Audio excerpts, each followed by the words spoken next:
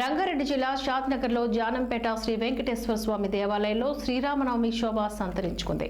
వెంకటేశ్వర స్వామి పుణ్యక్షేత్రంలో శ్రీ సీతారాముల కళ్యాణోత్సవం కనుల పండుగగా జరిగింది.